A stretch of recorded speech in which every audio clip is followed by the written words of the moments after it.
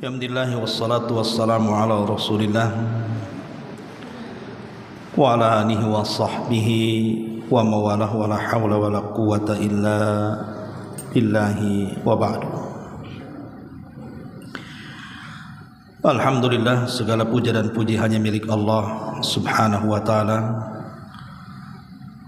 Salawat dan juga salam kita hadiahkan kepada Rasul kita Nabi besar Muhammad sallallahu alaihi wa ala alihi wasallam. Ma'asyiral muslimat yang dimuliakan Allah subhanahu wa ta'ala, alhamdulillah di pagi menjelang siang ini kita bisa berkumpul di Masjid Nidaul Ilmi Kapling Beliung, Sekupang, Batam.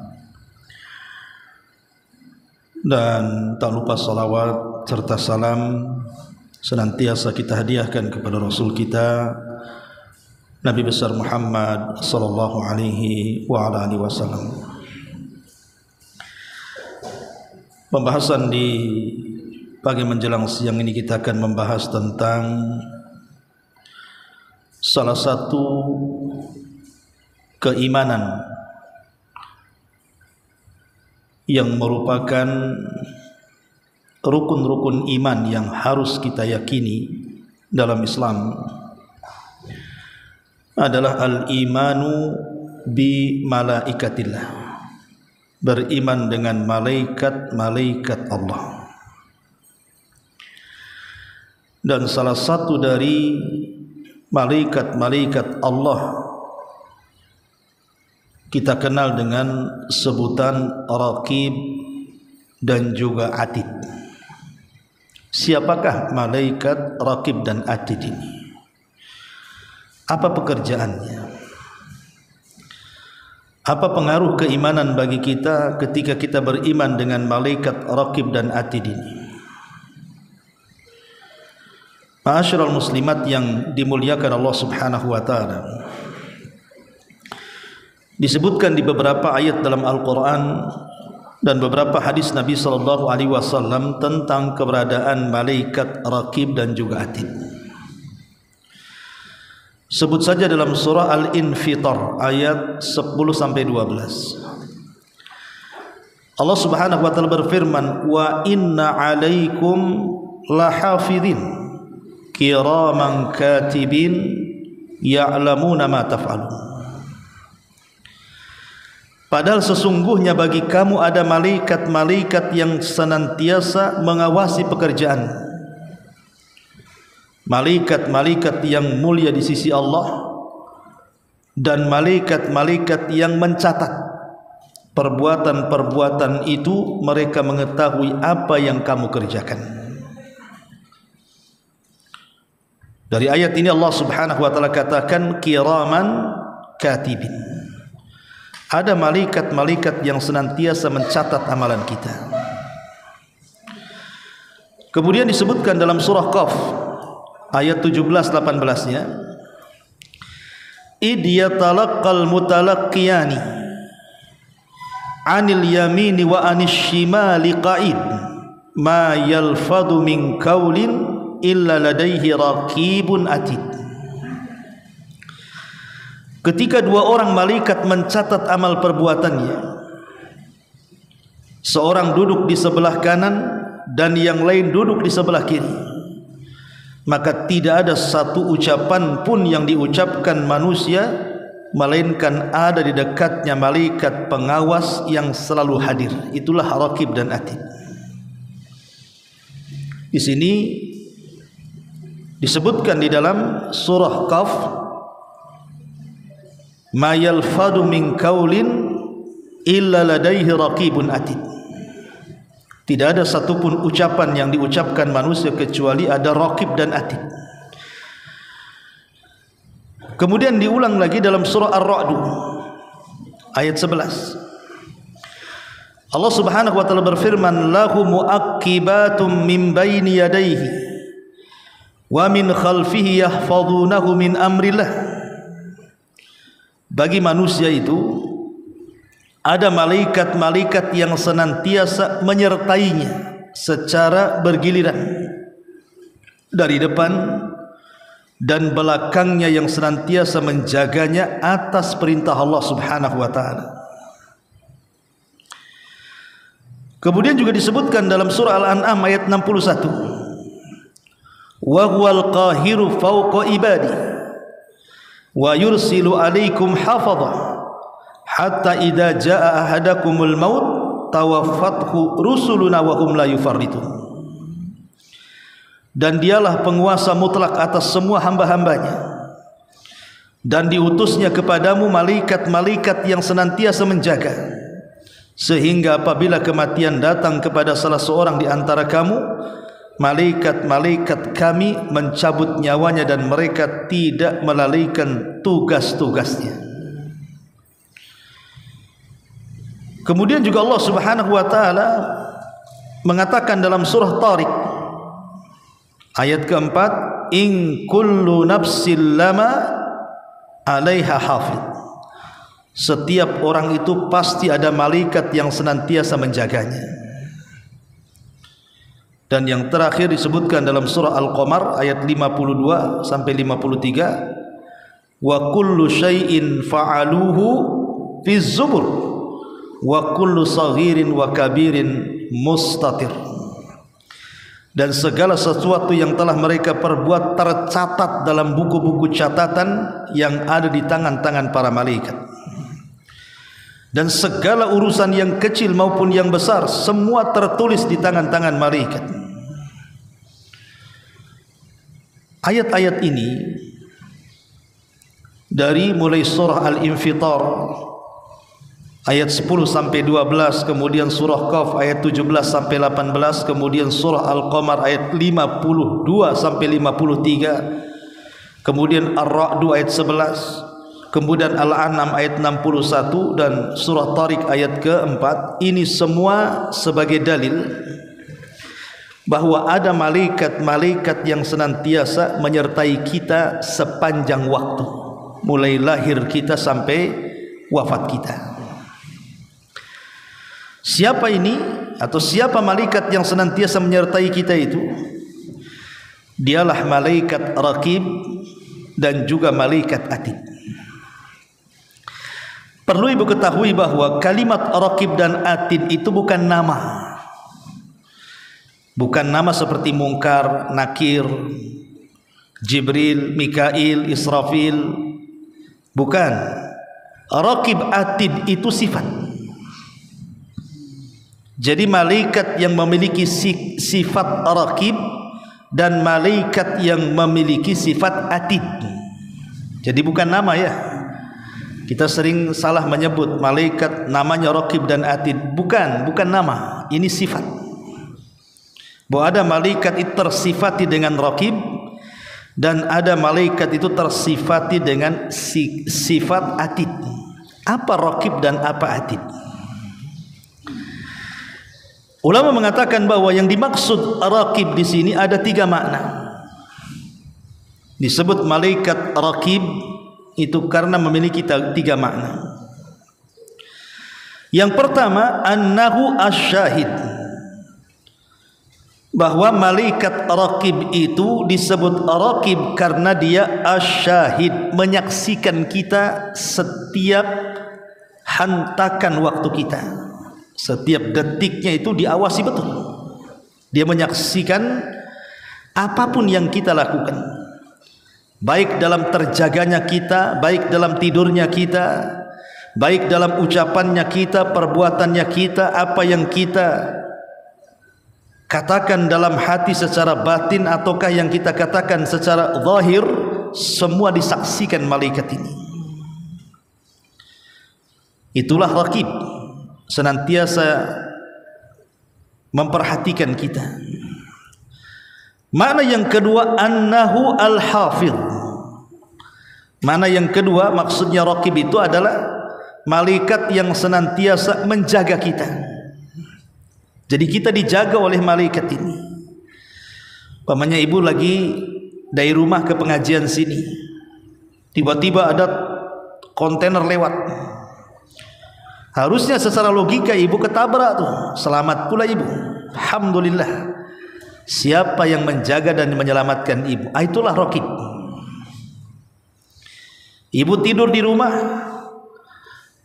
tidur di tembok, tidak tidur di kasur. Padahal kan banyak rayap-rayap itu, ada semut, ada binatang-binatang yang kecil. Ketika ibu tidur walaupun berjam-jam, tak ada tuh semut masuk kuping, semut masuk hidung, semut ganggu kita, nggak ada. Siapa yang jaga waktu kita tidur? Itulah raqib. Jadi dia menjaga kita. Ini makna yang kedua. Makna yang ketiga, bahwa dia adalah malaikat yang tatabbu lil umuri li umurin nas. Dia mencari-cari urusan-urusan manusia. Dia akan mengikuti kemana kita berada.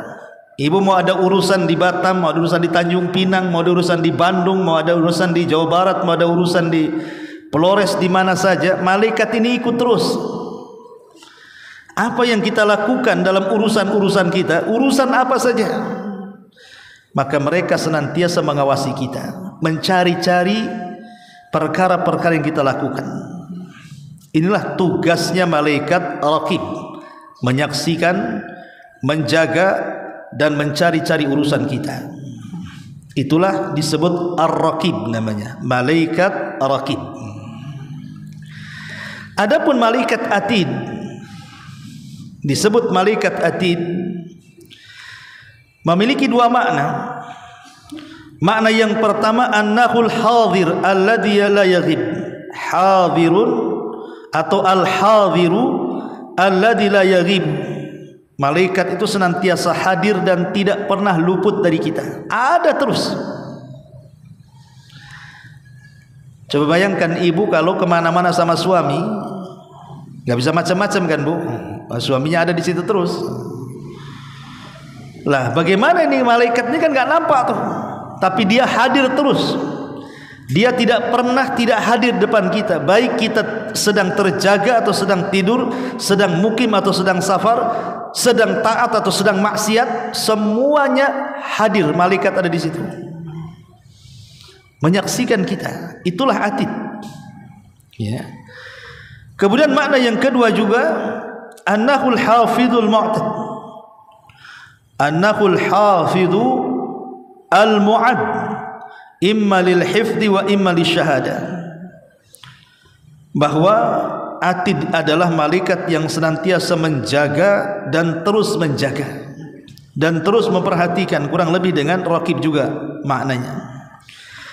Lah inilah hakikat tugas daripada dua malaikat yang tersifati dengan raqib, yang merupakan malaikat yang terus memperhatikan kita atau menyaksikan, menjaga kita dan mencari-cari urusan kita.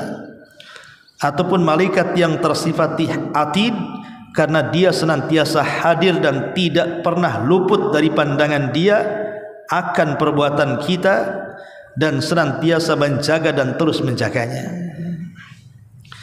Ma'asyiral muslimat yang dimuliakan Allah Azza wa Jalla, berarti kesimpulannya dari makna raqib dan atid di sini, bahwa dua malaikat ini malaikat yang senantiasa mengawasi kita,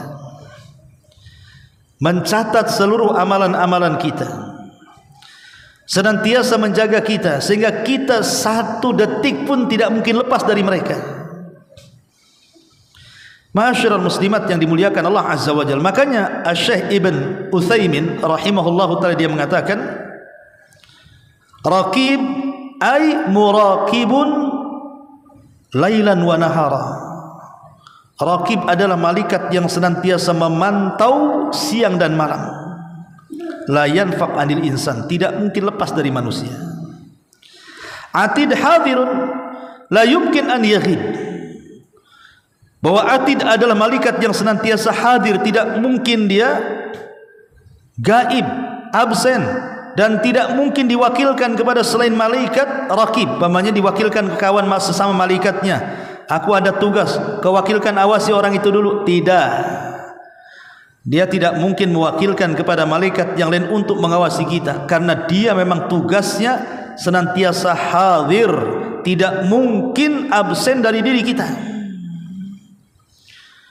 Masyaallah muslimat yang dimuliakan Allah Azza wa Jalla, dari sini hendaklah seorang mukmin takut. Kalau seandainya ada dua malaikat ini senantiasa mengawasi kita, makanya ketika kita yakin bahwa di samping kiri kanan ada raqib dan atid, itu harusnya melahirkan asar imaniyah, pengaruh-pengaruh keimanan pada diri kita. Apa saja pengaruh-pengaruh keimanan ketika kita yakin bahwa di samping kiri kanan depan belakang kita itu ada raqib dan atid? Pertama, lahir muraqabatullahi fis sirri wal alan.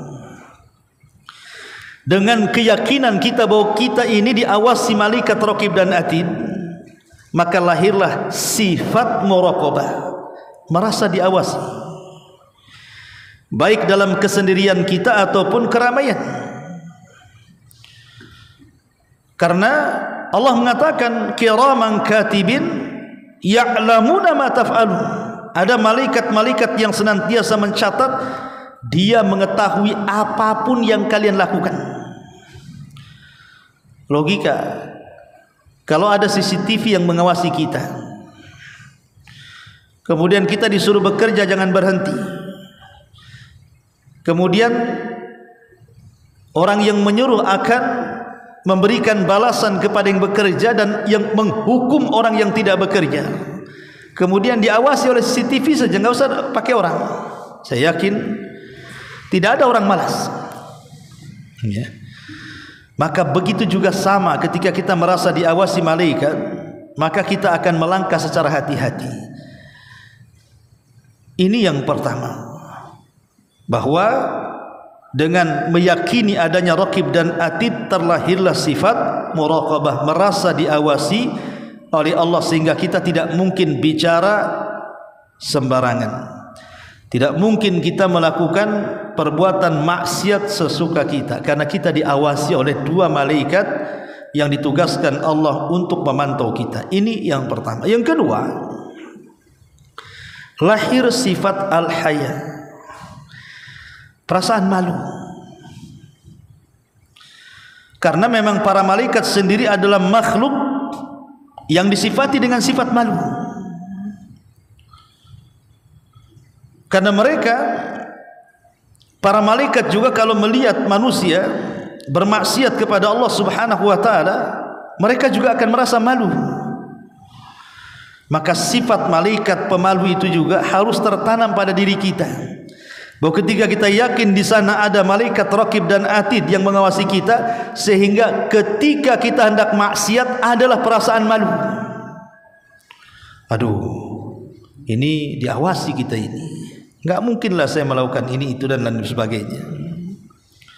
Ketika dia kakinya melangkah ke tempat maksiat untuk berzina, malu, nggak jadi, karena malaikat itu senantiasa ikut dengan kita.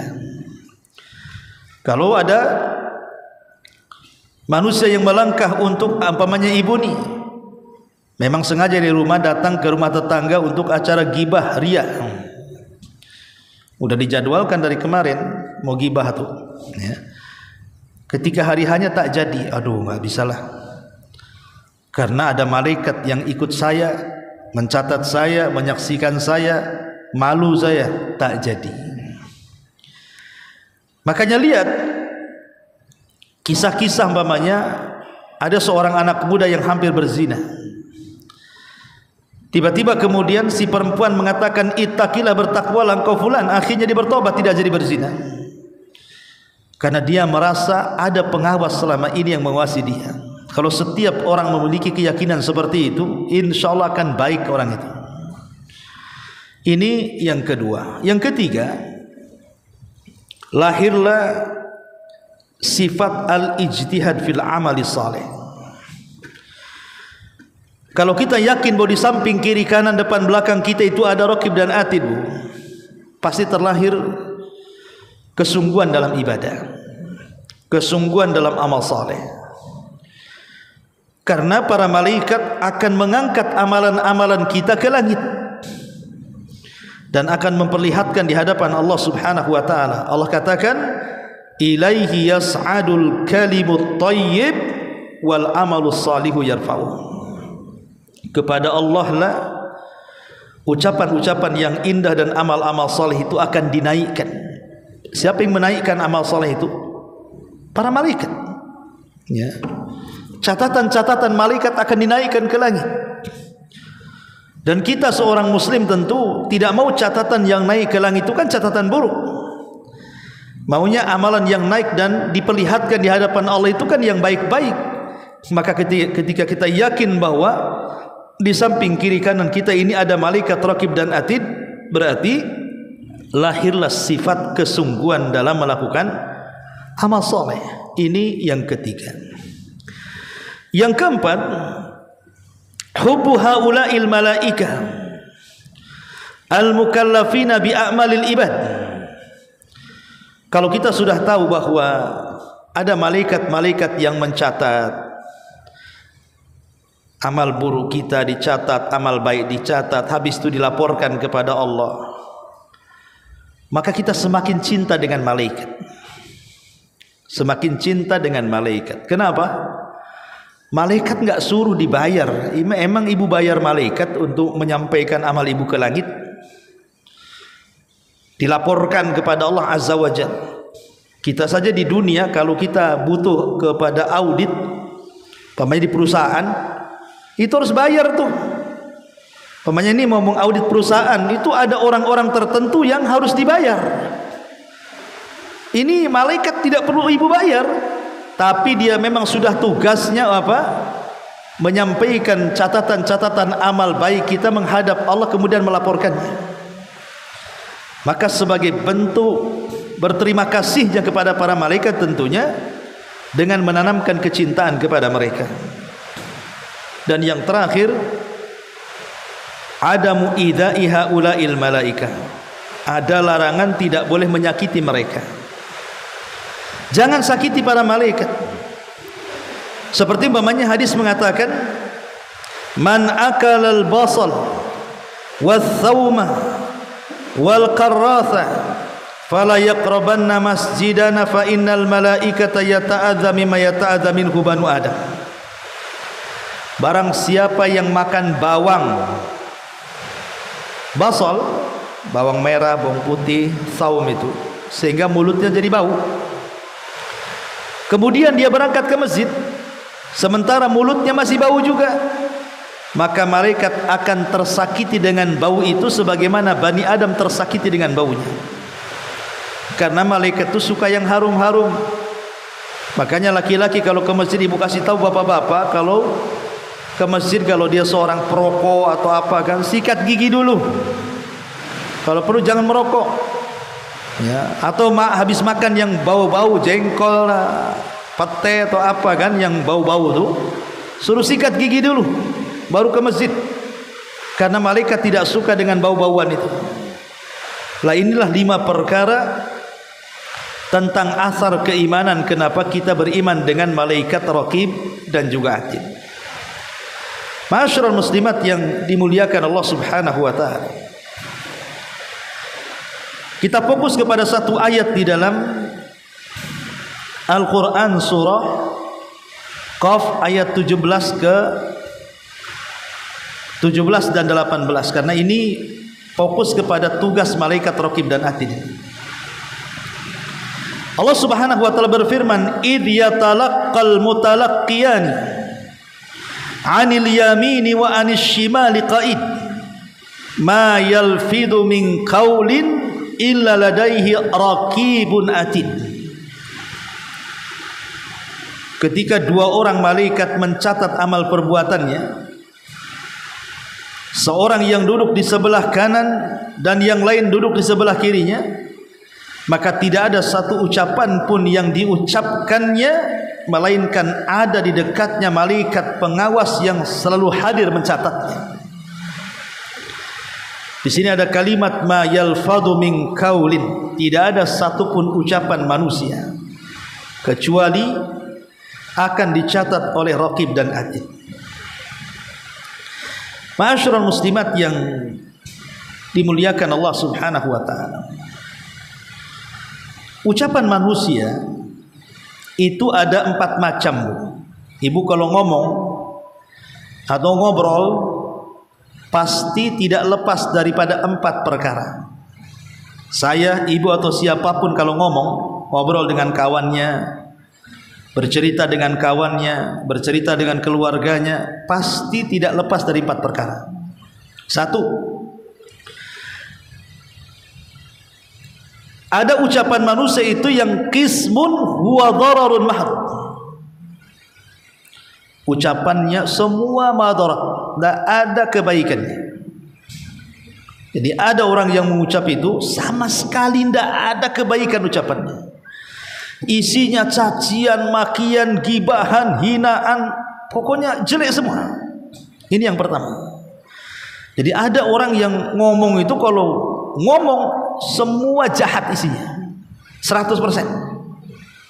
Ini yang pertama. Yang kedua, kebalikannya. Semua ucapannya manfaat. Semua ucapannya pahala. Tidak ada dosa di dalamnya. Mengajak manusia kepada kebaikan, mencegah manusia dari kemungkaran, berzikir, membaca Quran. Pokoknya tidak dikeluarkan kecuali yang baik-baik. Ini yang kedua. Yang ketiga, nyampur aduk. Nyampur aduk tuh. Kadang-kadang kalau ngomong ada baiknya, kadang-kadang di sela-sela kebaikan itu ada jahatnya. Ibu lagi ngobrol lurus, tahu-tahu gibahin orang. Ibu lagi ngomong lurus, tahu-tahu menghina orang. Nah, itu kadang-kadang ucapan manusia ini sewaktu-waktu ada baiknya, sewaktu-waktu tidak ada baiknya, tuh nyampur di situ tuh. Kemudian yang terakhir, ada ucapan manusia itu ya dia tidak melakukan dosa dalam ucapannya, tapi juga tidak mendapatkan pahala dari ucapannya, sia-sia ucapannya. Ucapannya tidak ada pahalanya, tidak ada dosanya. Nah, itulah ucapan manusia. Ucapan manusia ini cuma 4 perkara ini saja kan, Bu.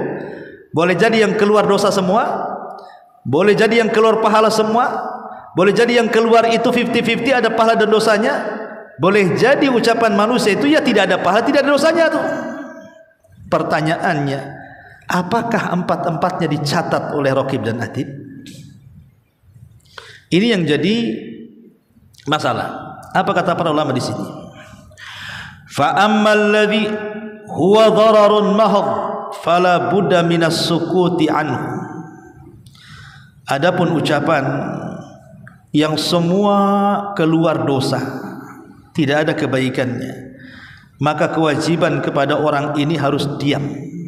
Kalau tidak bisa mengucapkan kalimat yang santun, diam, karena Anda dicatat malaikat. Ini yang pertama. Yang kedua, wa kadzalika ma fihi manfaatun mahd. Begitu juga orang yang kalau ngomong itu semua manfaat. Fala budda an yatakallama an, maka dia harus terus bicara. Kalau isinya manfaat jangan berhenti, ngomong aja, entah dengan zikirnya, entah dengan Qur'annya, entah dengan dakwahnya, entah dengan perkara-perkara yang di dalamnya ada pahalanya. Karena manfaat semua isinya. Jangan diam, ya harus terus diucapkan. Ya. Kemudian yang ketiga, wa amma ma fihi dhararun wa manfaatun la tafi bidh-dharari. Maka orang yang kalau ngomong itu gado-gado, kadang-kadang ada dosanya, kadang-kadang ada pahalanya, kadang ada dosanya, kadang ada pahalanya, maka sebaiknya hindari yang dosa, kejar yang ada pahala. Kemudian yang terakhir, tidak ada dosa, tidak ada pahala, itu namanya fudul, berlebihan. Ini bisa menghabiskan waktu, ngobrol ngalor ngidul ngetan ngulon tidak jelas. Memang nggak gibah orang, nggak namimah, nggak ngina orang, tapi ngabisin waktu, dia akan rugi. Maka kata para ulama, Ada yang berpendapat bahwa yang dicatat itu cuman 2 saja. Ucapan yang mengandung pahala dan ucapan yang mengandung dosa. Ini yang akan dicatat. Adapun yang tidak mengandung pahala dan dosa, maka tidak dicatat. Ini satu pendapat. Pendapat yang kedua, semua dicatat. Mau ucapan itu ada dosanya, mau ucapan itu ada pahalanya, mau ucapan itu tidak ada dosanya, mau ucapan itu tidak ada pahalanya, semua dicatat. Tetapi yang dihisab cuma 2, yang ada pahalanya dan yang ada dosanya saja. Tapi semuanya dicatat sebagai amanah. Tugas malaikat raqib atid itu sebagai pencatat, maka dicatat semuanya sampai kepada erungan orang yang sedang sakit tetap dicatat. Pamannya ada orang sakit bilang aduh, tetap dicatat tuh aduhnya tuh. Sebagaimana ketika Imam Ahmad sedang sakit parah, kemudian dia mengaduh karena kesakitan, maka muridnya menasihati, ya Imam, innal anina kalimatun wal kalimatu tuktab. Imam, ucapan aduh itu bagian daripada kalimat dan kalimat itu akan dicatat. Maka diam langsung Imam Ahmad, takut erungannya dicatat malaikat. Sampai dia meninggal dia tidak pernah mengaduh padahal dia merasakan sakit. Dari sini kita tahu bahwa semua ucapan kita ini dicatat malaikat. Yang ada dosanya, yang tidak ada dosanya, sampai kepada yang tidak mengandung pahala dan dosa pun tetap dicatat. Tapi yang dihisab tentu yang ada kandungan pahala dan kandungan dosanya saja.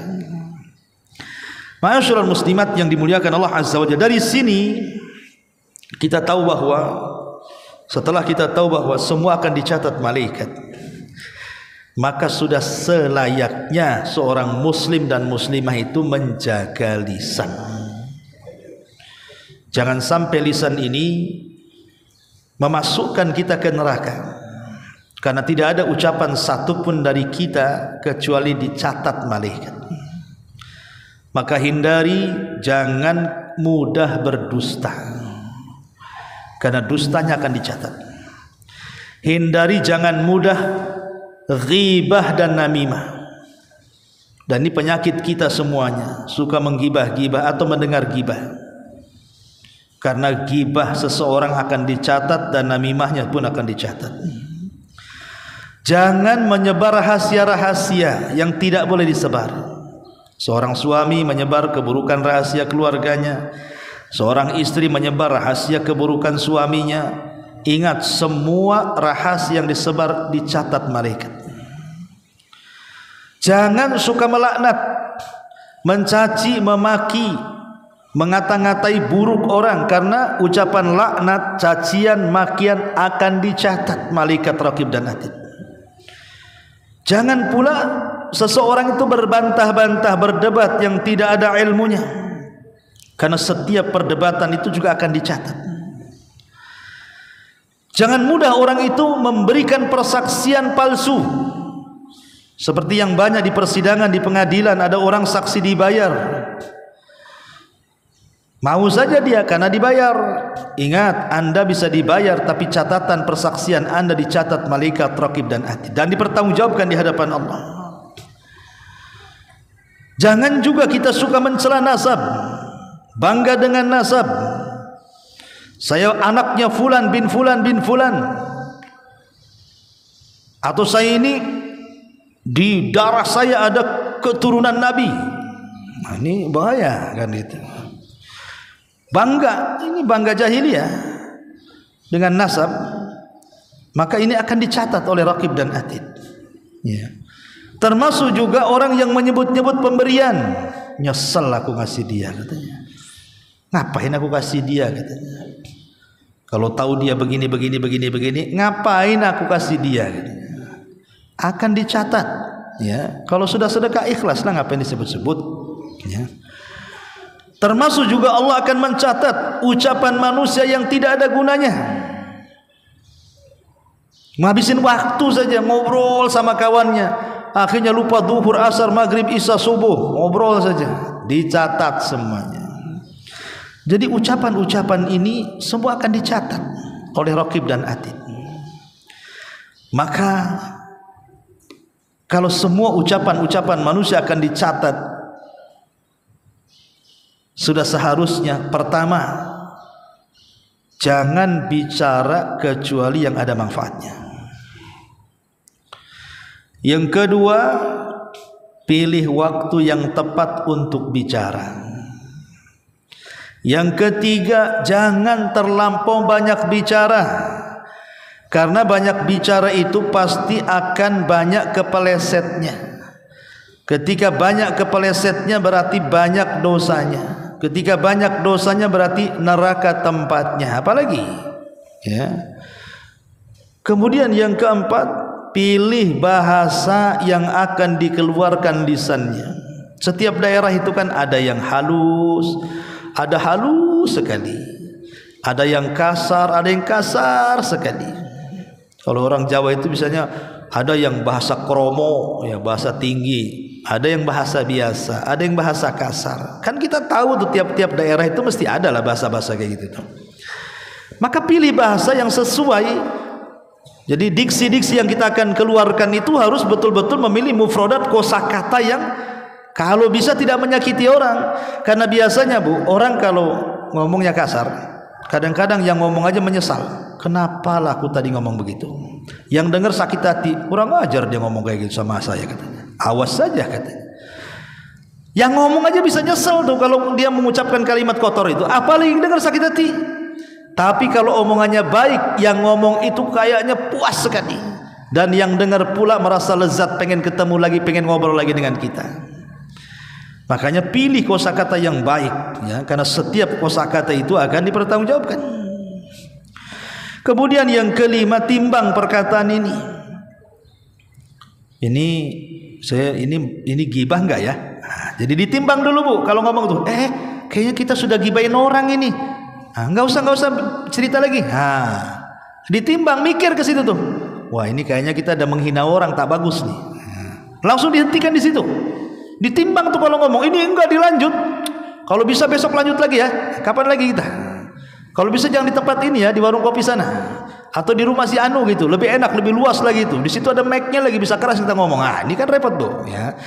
Jadi jangan pula dijadwal untuk gibah. Justru kita menimbang. Kalau sudah ngomong nih, ini salah, ini kita udah harusnya lurus, sudah bengkok kita ini. Nah, balikin lagi.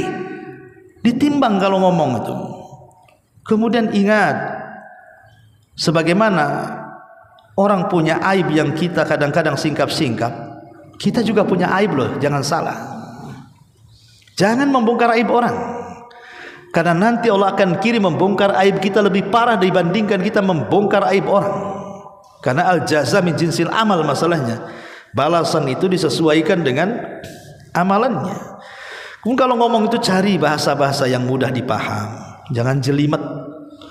Ada orang itu ngomong ngalur ngidul segitu pula lah, itu intinya. Jadi ambil bahasa yang mudah, yang enak gitu ya. Dan jangan membiasakan menggunakan bahasa-bahasa kotor, bahasa-bahasa menyakitkan, membentak-bentak. Pokoknya pandai-pandailah. Ketika memuji jangan berlebihan memuji. Ya, ketika mencela ya dihentikan celaannya, dan jangan mengambil keridhaan manusia untuk bermaksiat kepada Allah. Contoh mamanya ini, karena kawannya banyak berjasa kepada ibu, kemudian dia pun ngajak gibah ibu layani saja. Kenapa? Enggak enak katanya. Dia udah banyak berbuat baik pula sama saya. Kalau saya pergi dari situ tersinggung pula dia, Ustaz. Enggak bisa lagi saya pinjam uang sama dia nanti. Itu kadang-kadang ada orang yang mencari keridhaan untuk bermaksiat. Enggak boleh, ya. Kalau sudah maksiat tetap maksiat. Kemudian kalau seandainya seseorang hendak bicara dengan orang, ya lihat waktu. Kalau bentuknya nasihat, dan menasihat itu maksudnya menyampaikan kebaikan kepada orang lain. Kadang ada orang berikan nasihat itu bukan menasihati, tapi sedang membongkar-bongkar aib dia. Atau dia nasihati depan orang jadi malu. Maka ini semua kan bagian daripada kalam Bu. Maka saya nasihatkan, karena di samping kiri kanan depan belakang kita ini ada Raqib dan Atid, maka pandai-pandailah memilih kosakata dalam bicara. Wallahu a'lam bishawab. Ini yang bisa sampaikan mengenai tentang pengenalan kita kepada dua malaikat mulia, Raqib dan juga Atid.